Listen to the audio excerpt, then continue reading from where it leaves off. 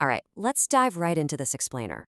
I want you to imagine, just for a second, waking up one morning and finding out that the most powerful empire on Earth has decided you're no longer free to govern yourself. You still have to pay their taxes, you still have to obey their laws, their soldiers are marching freely through your own streets, and when you dare to protest, well, the empire just sends in more soldiers. For the people living in the American colonies, this wasn't some abstract thought experiment. This was their everyday reality. And the sheer audacity of what happened next is it's incredible. A group of completely ordinary people, we're talking farmers, merchants, lawyers, blacksmiths, literally looked at the world's strongest army and greatest navy and decided to say, enough. They didn't have a guaranteed chance of winning. Honestly, on paper, they had almost no chance at all, yet they were willing to stand up and fight the most powerful empire on Earth anyway. Because at the end of the day, it all boils down to this one profound question. Who actually has the right to rule? This wasn't just a physical mismatch on the battlefield. This was fundamentally a war of ideas. It was an ideological battle that would quite literally change the course of human history forever. Section 1. The Spark of Rebellion. So let's travel back to the 1700s. At this time, North America was home to 13 British colonies, scattered all along the Atlantic coast. And for generations, these colonists were actually proudly British. They spoke English, they traded with Britain, and they followed British laws. But after a massively expensive war with France, Britain started taxing them to foot the bill. The colonists fundamentally believed that if they were going to be taxed, they deserved a voice in the matter. This led to that famous rallying cry you've probably heard, no taxation without representation. See, this wasn't just a squabble over a few extra pennies on everyday goods, it was fundamentally turning into a major fight over power and basic human rights. Section 2. The Breaking Point. The British government absolutely refused to back down, and it created this unstoppable domino effect. First, in 1765, Britain passes the Stamp Act, taxing printed materials like newspapers and legal documents. Naturally, furious protests erupt. Then, tensions totally boil over in March 1770. An angry crowd confronts British troops, and it results in the Boston Massacre, where 5 colonists are killed. By December 1773, the resistance hits a dramatic peak with the Boston Tea Party. Colonists literally destroy hundreds of chests of British tea. And finally, the explosion. April 1775. British soldiers marched to Lexington and Concord to seize military supplies. A shot rings out, the literal shot heard around the world, and the colonial militia fiercely attacks the retreating British soldiers, inflicting heavy casualties. The protests were officially over. The fighting had begun. Section 3. A Desperate Fight. With the colonies now in an active, bloody conflict, they desperately needed a unified army and, of course, a leader capable of commanding it. So the Continental Congress turns to a Virginia planter and military veteran named George Washington.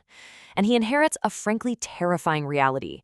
Just picture this stark contrast. On one side, you have the British Empire, backed by highly trained professional soldiers, a globally dominant navy, and incredibly deep financial pockets. On the other side, the colonies. Basically, a ragtag group of volunteers, virtually zero naval power, and extremely limited resources. But Washington possessed this brilliant strategic insight. He realized he didn't actually need to win every battle. He knew that simply surviving, keeping his army intact, and exhausting the British over time could become their absolute greatest weapon. By 1776, any hope of smoothing things over was completely dead. On July 4th, the Continental Congress formally adopts the Declaration of Independence, and it established a truly revolutionary idea at its core. Governments exist to protect the rights of the people. It cemented the radical concept that when a government becomes destructive to those rights, the people have the ultimate authority to change it.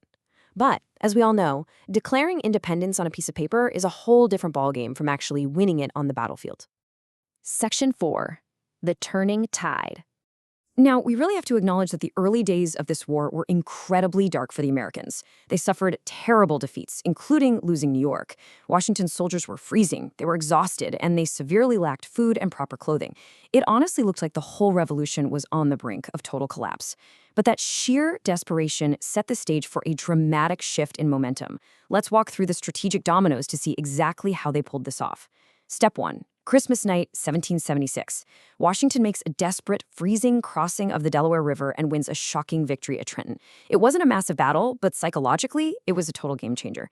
Step 2. In 1777, American forces managed to surround and defeat the British Army at Saratoga.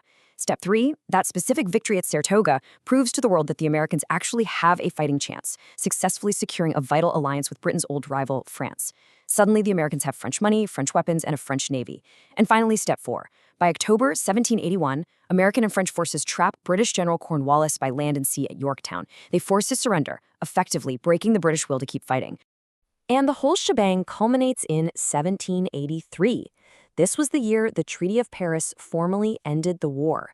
Against absolutely all odds, Britain was forced to legally recognize the independence of the 13 colonies.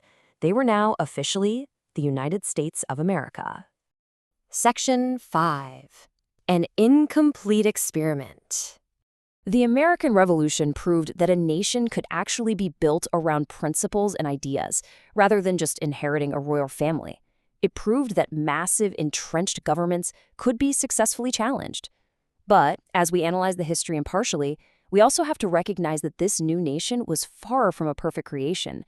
It was born with some very stark contradictions.